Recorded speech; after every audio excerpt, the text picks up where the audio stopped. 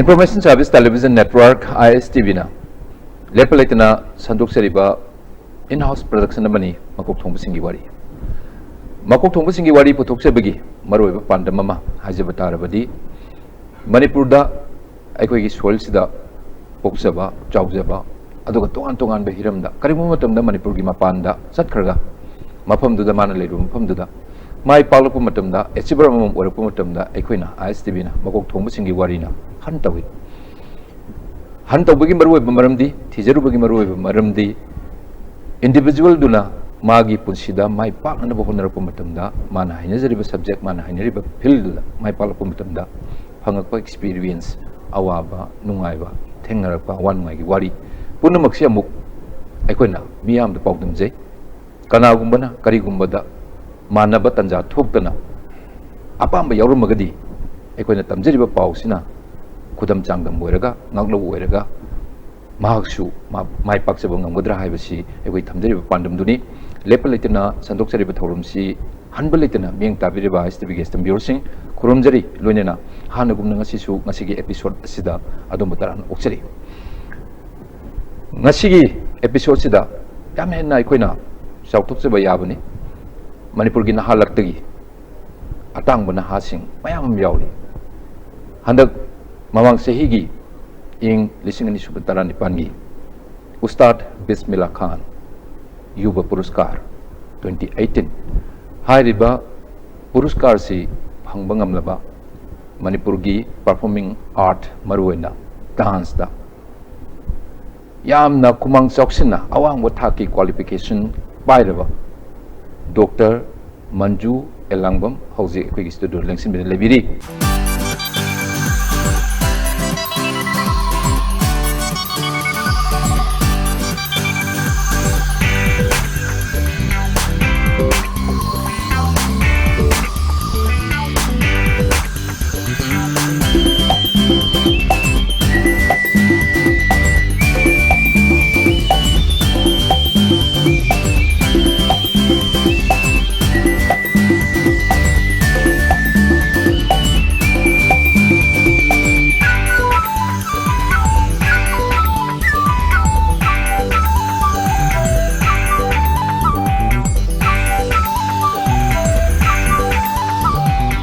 Dr.Manju Elangbam na high achievements hangna ba holakpa matamda maroina magi career semakpa matamda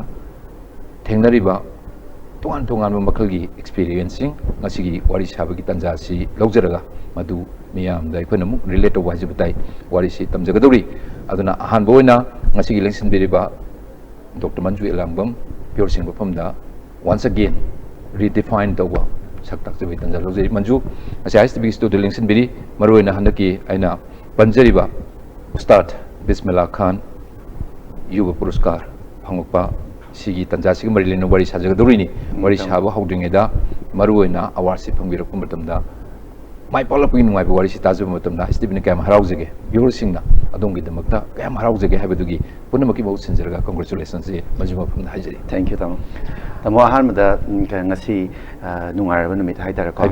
ISTV na sumnaba kaitara akhoi youth su hogalaiba samane award phangi natragana culture da activity story haiduna Makokthongbasingi maraktani haiduna lokhat piraga kasu khangja hijadra su mayam rakta chalhalaga masigi tanja se loroga interview lowi dama ta kaujara pui dama ISTV bu hanna thagachari adu laina na mayam bu su amka hana khurumjari you are most welcome manju am nungaji ko tasingna award sidi aina haibubudi manjuna haibani henna nungai duini kari no kramai tongna piba award no kari gi piri no haibaduni am khangning se and the backgrounder of the award itself se adu angtang haibtang ahan won habi masigi award se mayam na sum khangnariba akoina Padma Shri award Padma Bhushan award kan hariba Sangit Natak Academy haidana Delhi da leiriba Ministry of Culture Indian government gi makhada makhoina chalairaga tawba award makhalamani masisda magi category mayam khaidokre categories the 40 years below 40 years above adma haidana 40 years ki below sida khoigi Ustad Bismillah Khan Yuba Puruskar award in any kind of means artistic field haitara ko India's the leriba classical dance forms or maybe the traditional folk dance forms other than that musical instruments sing marakta instrumental as well as vocal simyam sing na music ta changiba ꯑꯗꯨꯒ ꯃꯊꯛꯇ ꯑꯃꯨꯛ ꯉꯁꯥꯏꯒꯤ theatre ꯍꯥꯏꯅ ꯂꯩꯔꯤꯕ ꯊꯤꯌꯦꯇꯔꯒꯤ ꯐꯤꯜꯁꯤꯗ sorry masigi makhal ahumse theater music as well as dance haiba sigumsdagi 8 candidates kumba smai khangala aga adigi mathata mu traditional haiba category ama khaidoi traditional as well as folk india da lem hori myam sing sidagi amu 8 candidates ama khangala aga 40 years below sidagi nearly 8 for the 36 candidate kumba ko nearly 40 gumba si moina awards e khangala pibi bane masigi mathata mu 40 years abaptana hoji akhoi na khangnari ba sangit natak award hairi base smai tor pigre ustad bismillah khan award hairi gi maram di akhoi gi india gi the maestro eramba musical instrumentalist have the ustad bismillah khan exactly masamak ngasai ustad oramba have the india da yamna phawba kano magi maming da loraga akhoi india government na recognize toraga magi maming da pibe award amane kari kari yawi si maruina cash prize kum cash award kum yawra cash award 25000 as well as magi momento pirakani mostly important is ngasai gi india na recognize to biraga magi rewards in hand important oiba cash is just as a means akhoi gi token of love smai tor pibu gumbane na khanjai tam award si last habdi handaki chaliba sei si current year sigi July ki tang tara tak lauthokre ado award si hoji karma matam da taseng na hoji habiriba citation memento along with case award masi pibagi chega di pawga di labra sanginata academy gi meke di krama tore sanginata academy mai ge degi kano da mail da tharakre nang smai torge award sima pire akhoi di response ma piro haina response thakre already makoina hard copy oina invitation pira amdo male mara the details on information di thara ani karam matam da makoina award chen thokani nearly every year kan to bukanda ina thengna base like autumn September swai da dum tagale kaigino hai kan da tha amani sig manung da khoi da artistic field gi oina pibe award ina mai gi artist khan gi sing du presentation am to doi ne ba hayang award presentation mafam du da magi presentation du da ai gi preparation to na ba as well as adum myang si matam sangi da no kodama adumai taraga moina matam schedule to ra han mai khanjai ina September swai ta do mal manipur jagoi gi standard si hoji kramai le jagoi si maruina akoina ani thungna ne ba ya because after all hoji ki yam expertise tawraba na marakta changkholaba manjuni classical gi aduga non classical gi sai kramai wi tamos mayam na sum khana bada hoi akhoi gi hoji ki status haitar di as a whole dance ke tangai na bakan da su music se dum inare kai you know have the makhoi se amaga inevitable component manipuri gi eba art form ama oiri bani na kai you know have kan da manipuri gi culture se akhoi na sum thengna bakan akhoi na angang oiri ngai matam da su or maybe akhoi angang oringai gi mamang da artist sing leram sing se mayam sing sing meeting da kala to bune harga di lower ka haitare academic oi da bagumba admai taraga makhoi na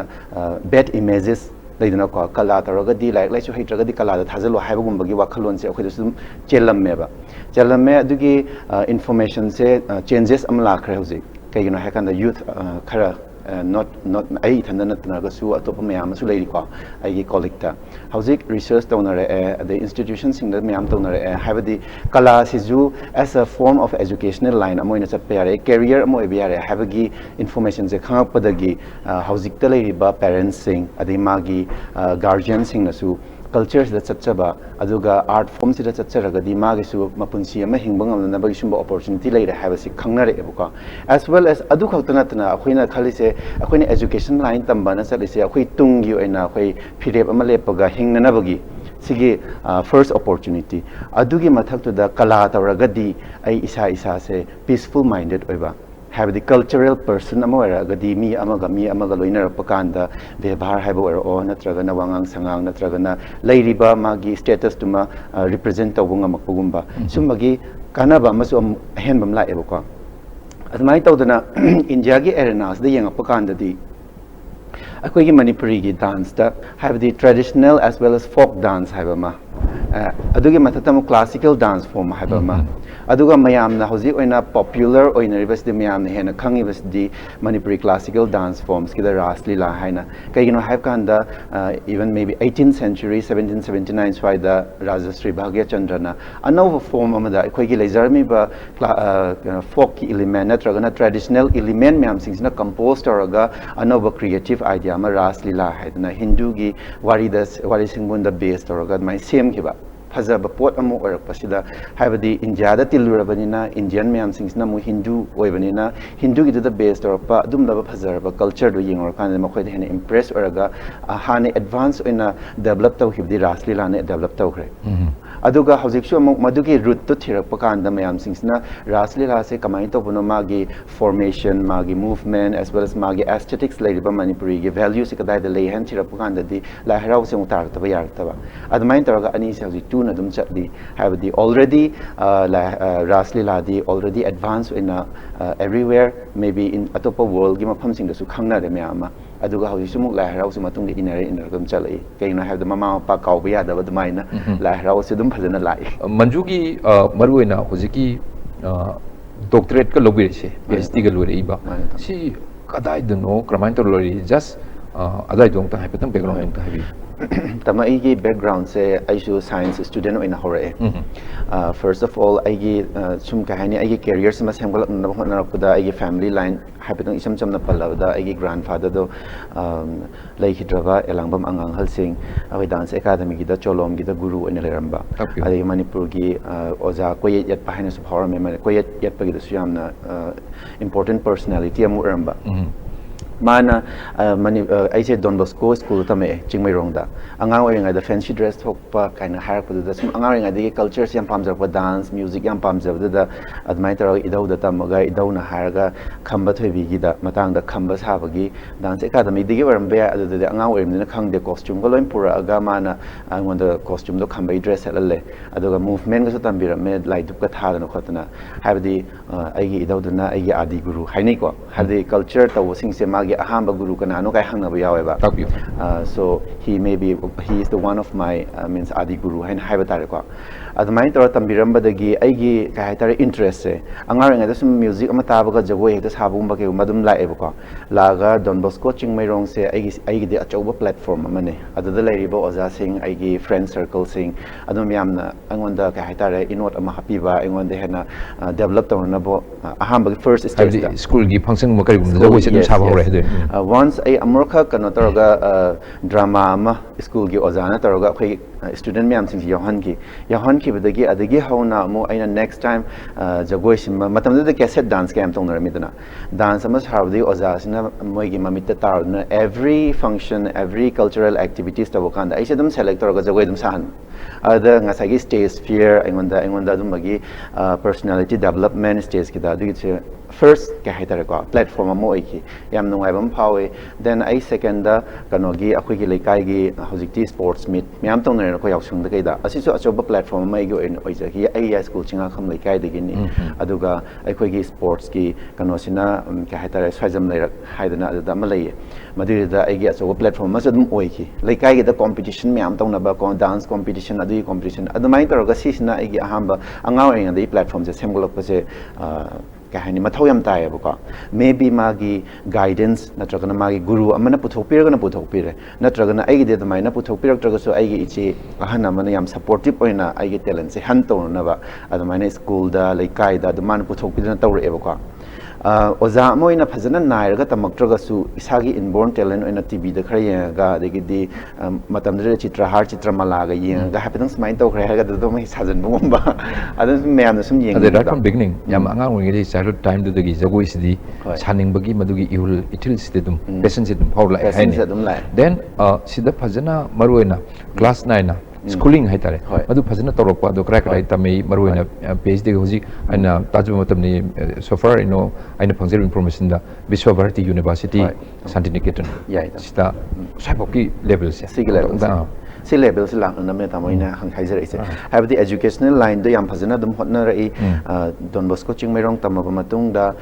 kai higher secondary na ai Johnston school da tame then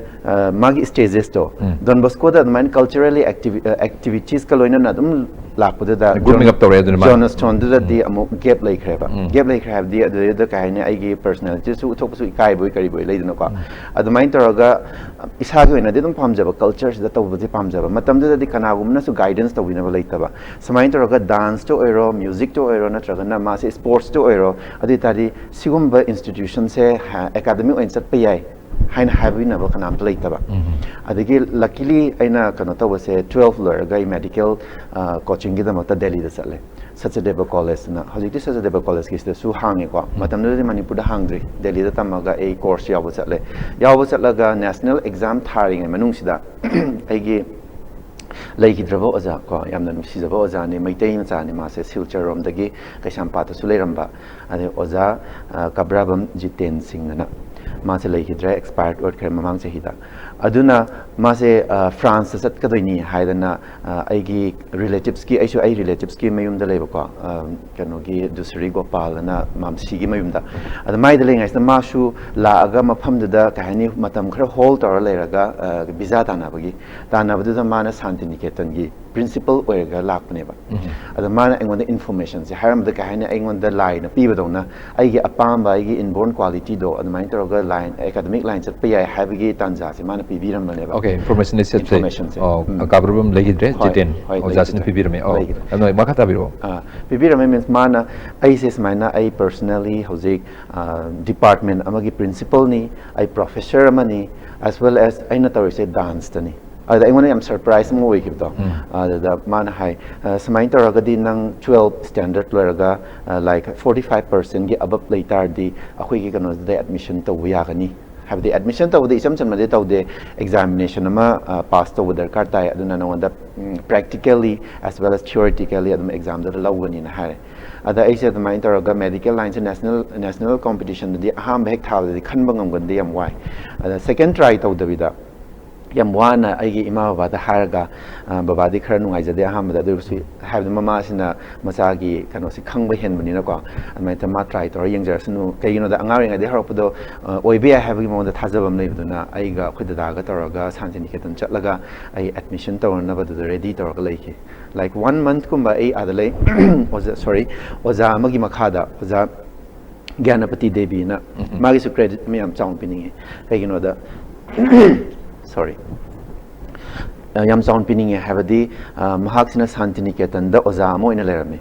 oza mo in lerakanda have the oza taising da tamge haina hangu ga su kaini nupa na taragad mai dancer ka kutung goina sat kadra leidana ko nga haki pam ga sanga ibra have get mai no wakhalon da su khalam ga daina khalle adubu haziki haiba ichesi gyaneshwari na su kawi gyanapati na su kawi aindi ichesi gyaneshwari kawi mana tambira aga aigi ahamba Manipuri classical dance form kisda Manipuri dance kisda basic 9 hana tamakpana aigi oiba creativity da pangsa sajabwani isai thanda create tawzarga sajabwani school da lekai ta busina ada mana format ama naina khoi Manipuri tradition ta takpira bose isesi gyaneshwari ni mana tambira nearly 1 month tamme aina su yam thawai yaw na hona baduna adu maina man tambira pada almost like chali kana hai maite the Manipuri dance ki da basic se adu ma tambaya ba tamme aduga khambat hebigi la harawi mati am tamme adu mai tor composition do utle ulagana exam da mayam rakta ino fast tare adu dagi achievement da sum isana pamjeru buduna adu maina mathang lakpa hogie tamo adu nungai be mathak tu da mo second year karakpa matam da I say national scholarship na Ministry of Culture na piva national scholarship national fellowship haidana lady artisting da India government na khoi da promoter na piva like tamingi gi manung da like tamingi manung na troga so any kind of artist na sidi thabe ya okay ada ai gi tona academic line cha khamni madi matam da su aina pamjabai changbani ai future se kai oiduna ai jagoi di tamme ha khalle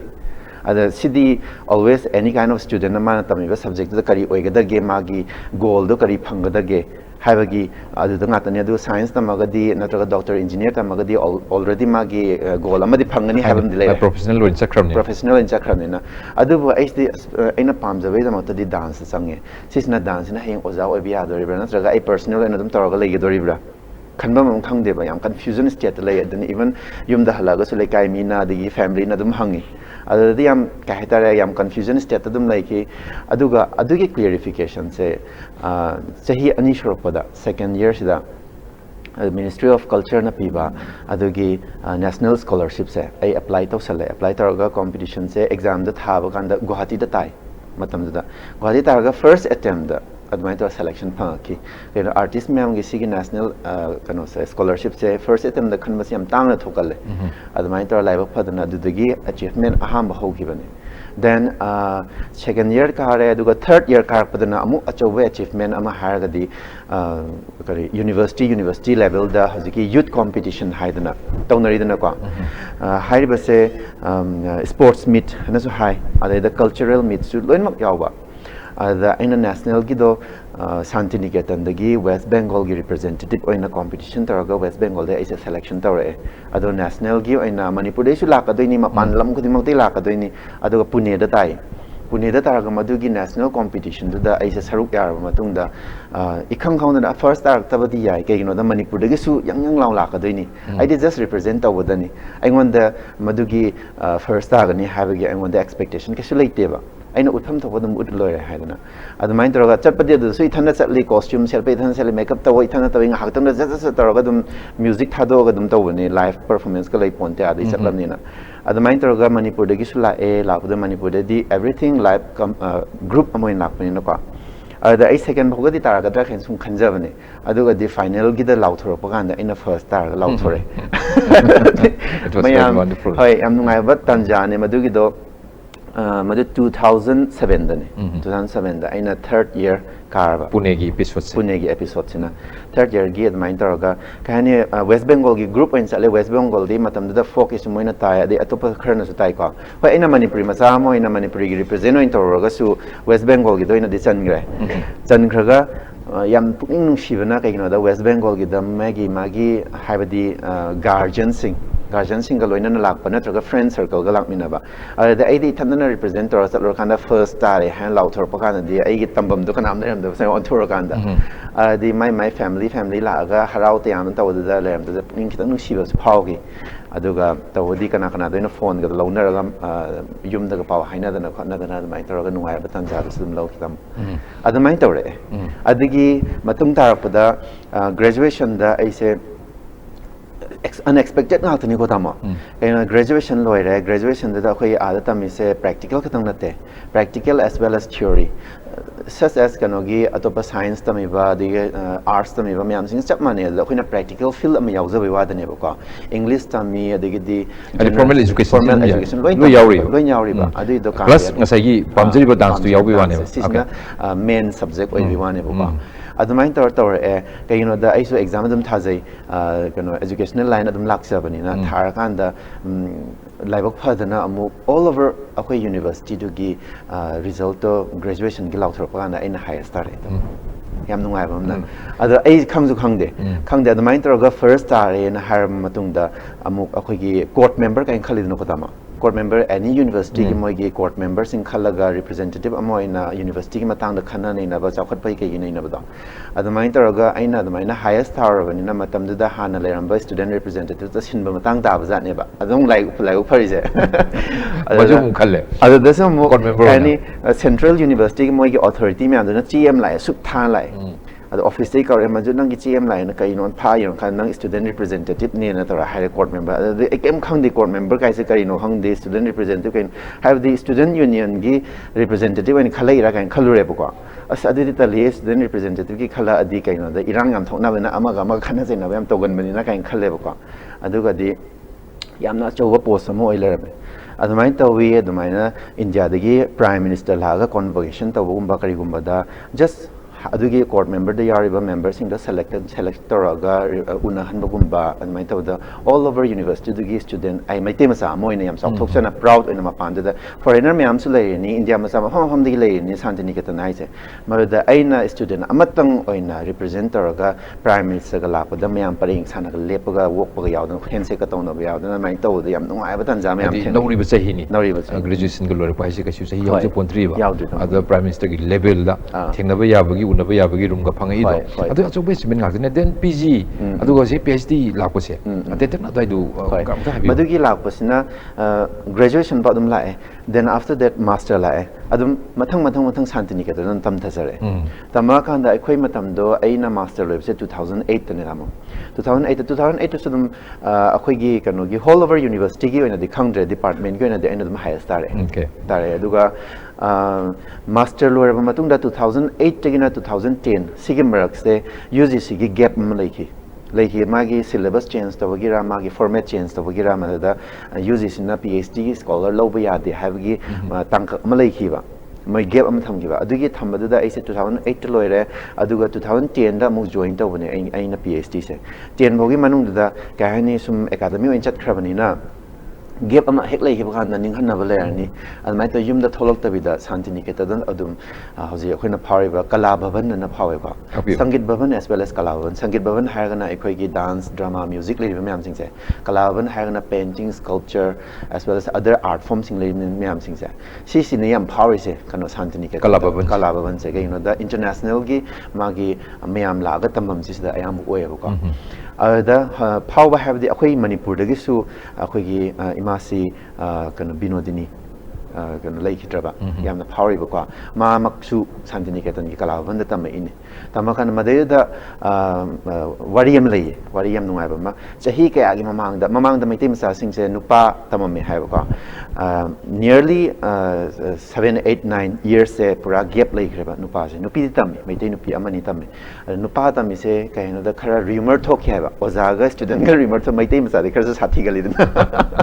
rumor ma thok of da gi mai tim sa nupa sing se laura roi si hai ba gi officially am strong oi ba kanoma farm resolution am lei ba aduna maitem sa yamna power in square state kalagi award phanga ba se la ga ma master tamjagi ga se reject ga loin han gi banga to in to ba admai taram ba gi aisu khalak pa ya khalak ta ya chances ya ge already the student amu oir na hana gya student amu oire adi mayam na sudum khara masak khangbi ba moire any cultural activities sa ise dum main role oina dum yaw phangjare e ba adumai taraga ise competition yaure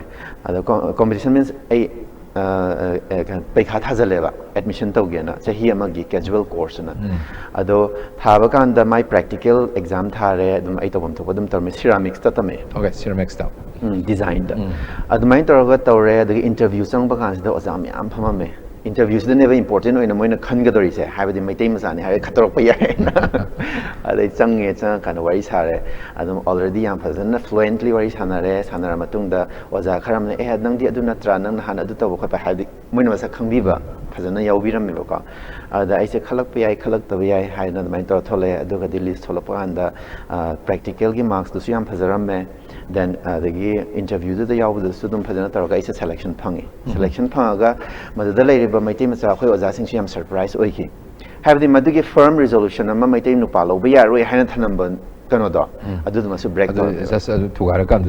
ano we count ma hangam ba account ha ga hozik mai team sa sing nu pa sing tam ba hore adu khoi moral su positive wari im lekram ni na adu section ba haitare kajin to do tok da hozik loi PG tore adagi doctorate adu kitang ke nong tai view ei wang khar swang jeni mule hoi tam adagi hozik da PG do loi salaba matung da ngasagi 1 year casual course tore na ka tore matung da ceramics tore adan sa thare adu su loi salaba matung da PhD amu tawthare Santiniketan gi sangit bhavan da PhD tawkanda net pekha thadri net pass tawgana te abdi akhoi numitu da kari university gi oina department gi na rate examination am thai rate na hai kwa moina adugi research eligibility test na exam am lawe exam do tharaga pass tawba matung da aise hojiki aina ngasa hijaba principal oramba ojaji ten se aigi guide oina dum ada later okay my makhada tawjare maga digi Shruti Banerjee sorry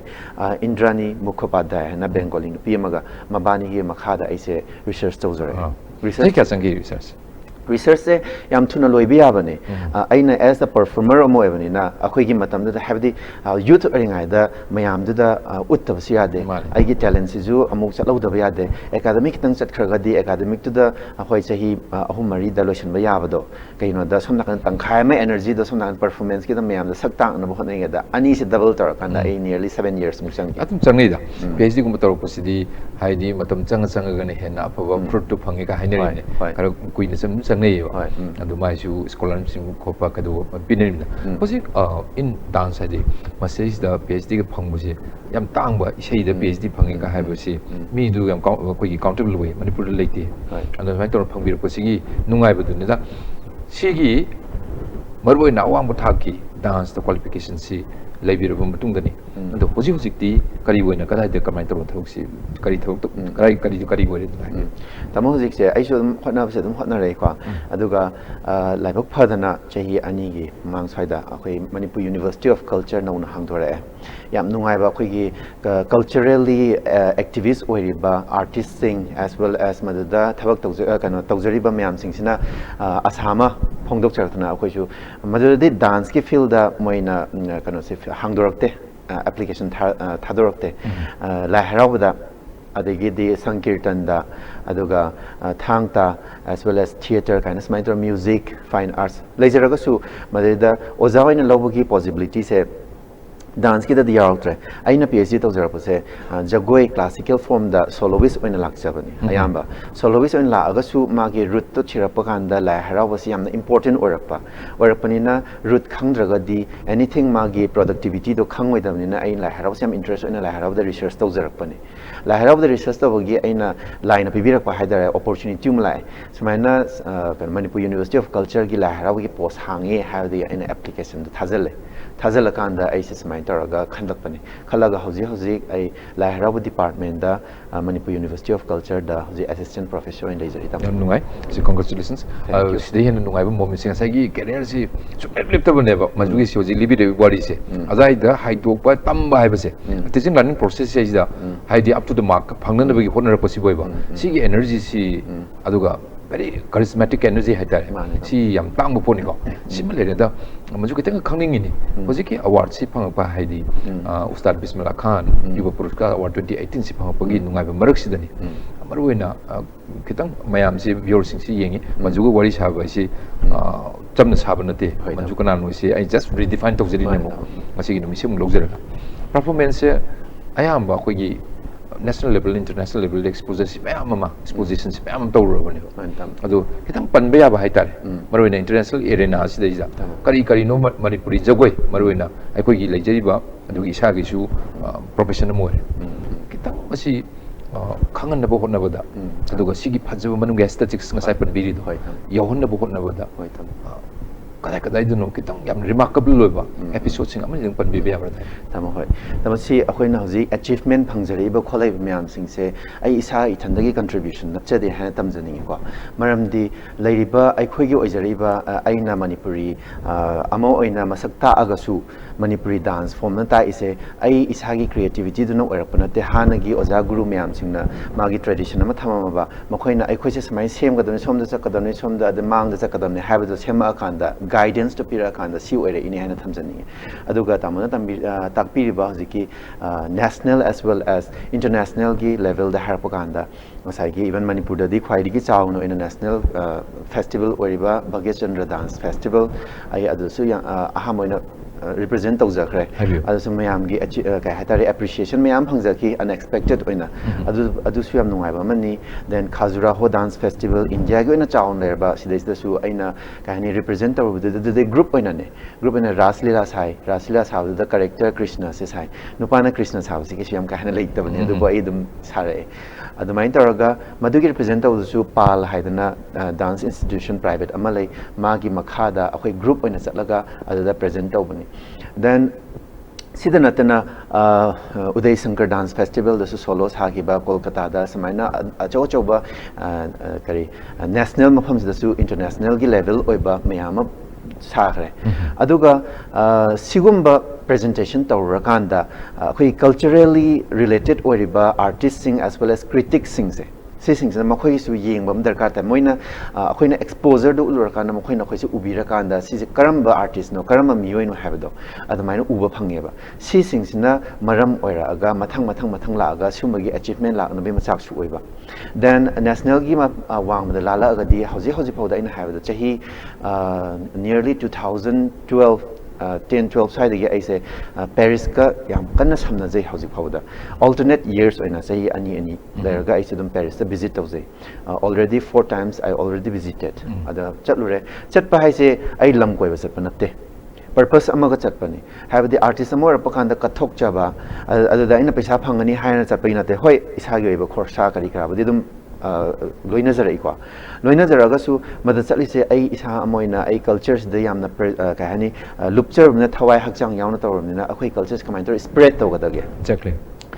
chalo kana maduda spread tawna tanjam phangisisu line pibirak padawna Angela Sophia Sturger haidana German born France the brought up toba ko ma se settle tor leba ma se manipuri ngauzerubdagi ma se santiniketan thengnarakpani ko aina education line taminga do oza dugi makhada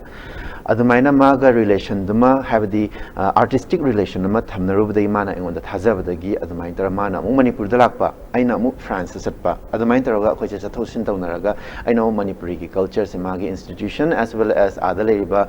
dance ki music ki moi the conservatoire hai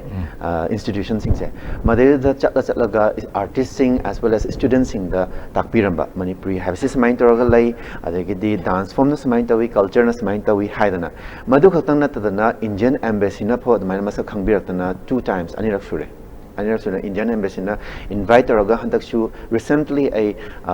mamang se hida September August September side chatlaga moi the conference amsu pirambe manipuri culture gi matangda aduga especially la harau gi matangda sankirtan already akoi gi UNESCO da chandre ka UNESCO da chalibo UNESCO gi magi main office se Paris tane aduna aisu tanja dama lor kan Indian embassy su admai UNESCO ga related oiba mafam oibani na tanja loroga aha mamoi de apply tawzaraga UNESCO gi mi da yoba yana ba haidana la harau gi sisu kamai tor chanba ya ga dage Sankirtan Chanki Bahab se Sankirtan already Raslila se included oiraba Raslila se Sankirtan part amaneba adamai tawdana lai haraba chawraba suma cultures masu oibe haina adamai taraga ina conference ka piba adagidi adumba personality lakpa myam singduna su yam impress oraga chatkiba samai tawo sing se have the officials in the loima related oina bunga tani ada Paris ta legera Indian embassy de leibedo somna kani Indian government so related leiri bunga tani then akhona side uchari bu khali myam se artistic ki critics myam sina uri bunga tani adumai tawraga sumba dedication as well as hard work aduga exposure this is important listening ko being an artist the Manipur gi tang about artist mo ne kari mo to Manipur artist sing in terms of magi his or her profession they are really very good mo si asukimatik yam na khang yam hai adu mapan da salapa matam dani maybe asi be it ngasagi national level salpu sunu other than India when mapan salapa sunu I koi the thing matam se when we talk about ngasagi magi the background of Manipur classical music Manipur classical music ki phachaba mayam magi aesthetics magun mayam se kariguma matam jagoi di performance pajam piuraba kana gumana hange ba se when you talk about the critics have the tungan ba country singi critic mayam duna Manipur jagoi se karino magi background se karino hangu matam da that interpretation aduga madugi explanation se tawba ngamdabagi khudong thibasi thengnei na ina dajari na how is true adu manjugi dadi adugma khudong thibdu leitabra aduga kari gi no khise masi haiduk pangam tisi kari asu awat pa lein khal siam chume tam aduna ne aina ngasai na ahama da haije kibdo akhoi gi Manipur dadi ngasai gi hana leramba mindset sing duda culture tawba jagoi isai tawba mi sing se lai lai su haita di jagoi isai thajalo haibdo aduma hairam amnina educational line da su kitang samna haudrabani the formal education the line tor sam hoi mokoi sing have the oza guru myam sing se educational have the maitai go educational da yam wang ibani kwa adu communication gap se exactly communication gap haraga di akhoi sida English natraga na Hindi oitare India manung da di India ma pan wang lan khraga na English ta tawtare adumai tor sumbagi communication gap se language problem kitang leibasina masagi manung da lairami pot to phongdok pangam jadaba masisina gap se sum leikiba madugi tanja du laroga ngasai akhoi gi Manipuri culture se pamjaba Bengali singna mapan da leraga Manipuri culture se khara khangaga makhoina authority oina khara su background su khara khangaga mayam sing sida moina sigi se spread to na hotna khibda makhoi sing sina authority oina leikibagi tanja masu leiki da akhoi Manipur gi originality se mangak na ba machak su oiba moina su mu khara kan khatpai machak su mu oiba ade positive and negativity always minute no ka aduga hauji hore iba akhoi gi level sida akhoi batch ta youth in hawgali myam sing se sidi challenge ta have the kanagumam la pa kan da thengna rage ngak ta ne ba samai to ga even akhoi phoda sigi credit hire ga di I educational line do mission school da tame tamamne Don Bosco da khara credit have the English ki language ki problem khara laitana ba khotana ba ama adu mathata mu shanti niketan da lera kanda shanti niketan da lebagi maduna mu kamai tar mi ga thengna ga dage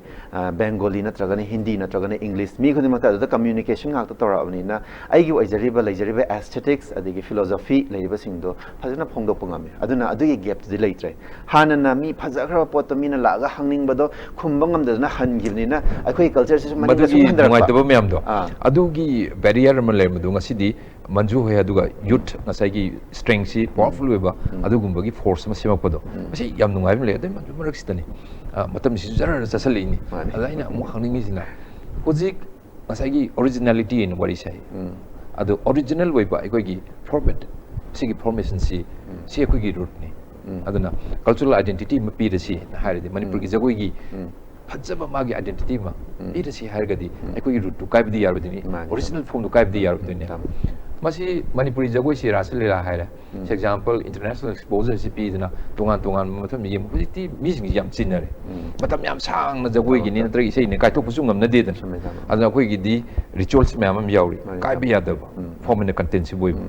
adu sangmandana kari gu matam jagoi si atapa jagoi ni aduna si yam sang na matam sangi why should I spare no 40 minutes or 50 minutes at 1 hour time to watch the dance performance adumai ka hainaba si hapetai si chumbar kamai to koi jagoi yem matam akoi people gi reaction adu audience gi reactions kamai audience ki reactions jo da tamo ji hajar ga di matam dugi globalization as well as modernization lapaduna mi gi advancements e fast work pa hajina mo computer juk oi natraga na mobile juk oi mobile da yengna bagi tanjama matam du da dharma da karma da lai son tin son da lupcharaga ma da hekta thawai hakchang lup habdi beliefs mayam darkar ta eba ade thajana basima admai thajaraga matam sang asu dum len bangamba hajina magi activities to yamna chinara abanina matam ama adugi akhoi manipuri dance ki culture da sulak pakanda naina ningai macha ama oi kaino da hana tradition da mamtop ta kaida laisang da leirambado stage ta pukhlapagi transition ama leirami baseng saigi laikhidraba hoji padmasri phangbi hiba oja maisnam amubi singh ko laikhidre akhoi a thengna hobunate oja singna tambibadagi ne mana adum bagido oja singa tasalaga stage presentation oina the night long oina sanaramba raslila do 35 to 45 minutes nearly 1 hour phogi manung sida ista presentation oina puthorakpa ad matam gi changes ni ko have the stage te puthokpa yana ba hojina mu madugi du phawda mu sangmal le haitana minute manga dum puthokna ba khonara ineba madeda minute manga puthokna ba khonara pa sida sagi ritual gi portion do kari da ka khisi khot khisi ge adama hojik laknari sina stage presentation ni mayam gi damak to utpani na sagi ritual oina tawraga di sagi mam top to da kai bia da dum chatlaga leiba preserve da thamba ado stage presentation da di madu myam lokthorga su phajaba aesthetics of manipuri gi masak tak pa yaba ngahaktang da khanghan ba yaba minute manga da su composition to hairga de taw bata bane position ado adugi wafum si lapum batam dani habidi you are really very much expertise in this line aduga in this field adu leiramni na adu mana tension lapum batam duna habidi 12 hours har madu pungamale tension lapos how da manage story in khallo adu 10-20 minutes da nataga 10 minutes samjal lapum batam da akoi originality adu akoi form seja madu haying kitang adu challenge toro poina complicated toina certain controversial report lakadra originality have tarabda akhoi da god gifted oina manipur gi ngasai gi creativity talent se adum hode hona lere na khanjabi ko ngasai gi even raslila haigera la herabu gi mai bi natra khamathi bi haigera already magi costume dama lepa khanda wow haraga masi kadai de gino ana thirapa kanda manipur de have madudare da 50% adum chat khrabane okay masak se ta khrabane ba ta po kanda da minute manga da ngasai ritual de moina kaisi mi khudima khanga da banate khanga da se minute manga ta kera minute tara ta kera ta padu da ngasai gi akhu dudang tala ka da ngasai gi expression as well as movement ge aesthetics expression ge aesthetics adu na khitang ta pada dum khangal ma ga yar have the 40 to 1 hour hanjan na mono monotonous oiba tak aga makhoida boring oina tahan kidau mahutto ergasu had boring have wafun leite ko the hajiki oiba situations da hajara ine madugi mayam singdo touch taraga 5 minutes 10 minutes da khoina compose taraga semaga utpanga mamaga taramaga di makhoida dum wakhan da hanna hanna yengning bagi wakhan po alna masudum ado hojik si time management sangi people gi mindset ru khalliba ado matam sang bagi awaba moida dugi tolerance lerak hai tare punna baktu su ko honba aduga ai khogi fajaraba masak hai tare jagoi gi masi ju khangan bu honna bagi tongan ba mechanism am ne advice lawra nakari motam da sanju mina hangnei manju hoji mina hangnei ne ai su engon da hang pa yai adu manju di very much professionally why do you dance kai gi no ko jagoi sai ai jagoi sai dai sa first of all ai isana pamjabagi pamjabagi hai se mi khodimak loinamak jagoi sarangoni haina khallai na khanbada hoi kanagumna kana tawe dance ki explanation se yam lai khre ko lai khre lai badu da aina sajari bagi maram se ngasai na hajaba culture tawa mi ama maybe dance oigara music oigara ama oigara tarapakanda magi kano se awa ana kari kara mayam sing se art form da lukchar kanda ngahakdang gi kai tare artificial oiba wakhalon se mang khraga adom nakanda absorb tarapakanda ngahakdang ngaurga targa leibungamba adha longevity dance dancing itself se it's a treated like a therapy ne na hujik haina ponda we modern concept ado manjudi ka happening that yam chumra haina su khale physical as well as mental mo on the yari se dance ki da kaigino ha kana physical akoi movement or amna physical yare then physical du gi mathak tu da amo akoi na ngasai gi concentration tawarga like a meditation ngasai theme du da natraga akoi na chani pot da lup ga le ga na ngasai gi hariba artificial world gi oiramba kana sa background se thado ga made da lup khiba more spiritual way na spiritual way and paganda masagi kahadar therapy amo ina mindset ta tension le masing to release body mind and soul balance to thamgi aduna di jagoi se maruena akoi advice to prescribe to change ba jagoi sabiu aduna adongi nungai ta ba haitare and the body mind aduga soul punuma ki nungai na bagi damukta afa therapy mo ina tamadu su haina bane artist sing se kana hanwa sungai nai de na haina bane kari gi nai kande masina su oiram basi yam nungai ko sia sigi bari da hojik manaba award haitare anu ustad bismillah khan akoi yuba puruskar 2018 phangis maina lakador bisai de phangba yanu manipur gi phar phar artist talented ma'am lei adai da moi kari kari tawgadage phangai si sumna phangpa award nate adu magi dedication duni outstanding way ba significant magi performances ma'am du loin ba count tore ni adu youth ma'am ama like you lady manipur si more and more awards si award si masing yamaningi da adai da apa tips bibion haji duni kama haini tama ina haijaning bada hoi aisu kano thagachaning badi sanginata academy gi moi members sing as well as representative na akhoi se masa khangbire hada nungsibi na thangat pirei su ina ikok suno ningi yamna nungai jai aduga aigumlaba hauji manipur su mayam leiri youth ki da 40 years below da leiri dance ki field da music ki field da adigi de atoba theater ki drama mayam have the indigenous ki form da su leiri ba se have the makhoina leiri ba talent to hidden ina masada thamjalaga su kana banate unsung hero unseen oina ka aduga karigumba kano society na khangadaba platform da makhoi gi talent to show tau thoba darkar tai darkar ta hedi akhoi gi kano se mayam da show tawgi mafam se stage to oi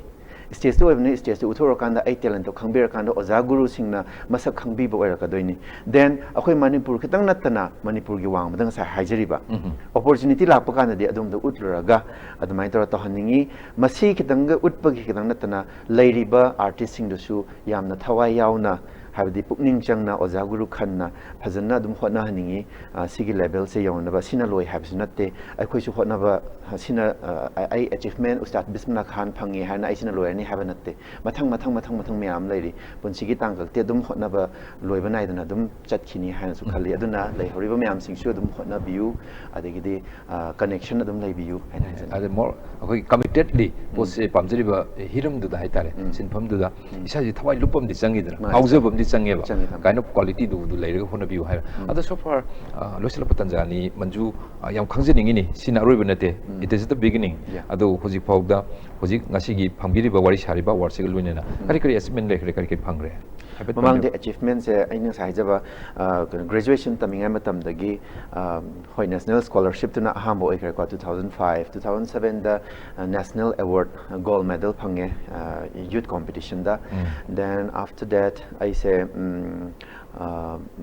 State Kala Academy ki award State Kala Academy award se 2012 young talent award ki 2012 kini 12 to the moina pi bana 2015 da pi adu madugi chahi 2012 to da I say Guinness World Record book record ta khoi group kano ina changre sai ina hijaba oja principal Jiten Singh do mai makha da Hyderabad ta group yam yame made da tawse the main character ina yam balin lawe Rabindranath Tagore gi birth anniversary da more than 24 hours akoina dance continuously leptana tha kana mai to chan ki bam yaw khre adui matung tarakpada IIDF award Haidana India International Dance Festival Award Haidana private institution ama yam chawba mani ko manso mai tarage award se PB rakre 2018 that recently aduga adu mamang da Devdhara kaina ga icham chamba ka haitare ko institution amana mai magi dance film yam sing dugi oja sing kauraga performance halaga sakhang mai khang na mai tarage award sum PB gumba adu mai na khara lai kretam dam nunga je adu any project aduga anything to do in the near future kari kan biri project she already ai oja agi oja ka hetare hoji jagoi maramda loina zariba oja Srimati N Amusna Devi she is also one of the Sanginatak awardee ad mai makhada ai anirak sangai festival gi opening closing smain tawdana ani mai choreographic presentation da aina magi assist tawzaraga yawzakhre then adudana oja gi makhada yawbani ad Ministry of Culture gi makhada project ai pharga Sayon Taret Haidana Ishano in have the plug responsibility lower at my torga achauba success amo in a youth amo in a choreographer amo in a torbutok chakre. Then Hausi in a project recently Haragadi a universities they engaged our Lebanina Yamka and Hydopia Dragasu already creative mind atopa jagoi ano nova composition su ayo ba hoi ozaguru na thamiram na amoi zakre akhoi su as a youth amoi na akhoi gi view the presentation kha thamaga hana leremba ozamyam gi leirang marak da akhoi su leirang amma present to bungam ra haidana admain khara khara to more new facets admain to kai gi no da Manipuri culture se development lakna ba adigi movement yaw dragadi dead culture amo egadoribina and get up to sangi bridging to sangi so thank you very much Manju ngasi hoji library ni yam jinbirongani adu chin pudum ka thukre STV nungsibibni marun especially Makokthongbasingi Wari thorumsi nungsibibni biusing nungsibibni lakpiraga hanaki award phangwi matang maru wafam thangbiba especially youth singdani maruena manaba kala tongminari ba haitare youth singda award si phangnabagi yam apaba information process information haitai mayam si thambiramba punamak si yenga Manju onkolitana dumu thakja phangdukjari hari wafam thamjabulorina sigidi matang Makokthongbasingi Wari losinjare beng tabri viewers sing arugoina amukhanna khumjari